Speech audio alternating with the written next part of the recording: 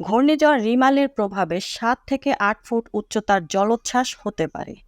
ঘূর্ণিঝড় রিমালের আঘাতে কক্সবাজার থেকে সাতক্ষীরা পর্যন্ত উপকূলীয় অঞ্চলগুলো ক্ষতিগ্রস্ত হতে পারে বলে জানিয়েছেন দুর্যোগ ব্যবস্থাপনা ও ত্রাণ প্রতিমন্ত্রী মহিবুর রহমান। শনিবার 25 মে দুপুরে তিনি এ তথ্য জানান। প্রতিমন্ত্রী জানান, রিমালের প্রভাবে 7 থেকে 8 ফুট উচ্চতার জলোচ্ছ্বাস হতে পারে। প্রচুর বৃষ্টিপাত হবে, এজন্য পাহাড়ি অঞ্চলে ভূমিধসের ঘটনা ঘটতে পারে। তিনি বলেন, ঘূর্ণিঝড় মোকাবেলায় মন্ত্রণালয়ের প্রস্তুতি রয়েছে। 80,000 স্বেচ্ছাসেবক ও উপকূলে 4,000 আশ্রয়কেন্দ্র প্রস্তুত রাখা হয়েছে। আগামীকাল রোববার ভোর থেকে ঝড় আঘাত হানতে পারে।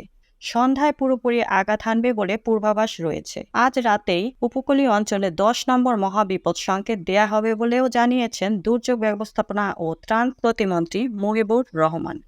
এ ছিল এখনকার প্রতিবেদন। প্রতিদিন নিত্য নতুন সংবাদ পেতে আমাদের চ্যানেলটি সাবস্ক্রাইব করুন এবং আমাদের ফেসবুক পেজ ফলো দিয়ে রাখুন। Mukta Parvez, desk report, BE news, Dhaka.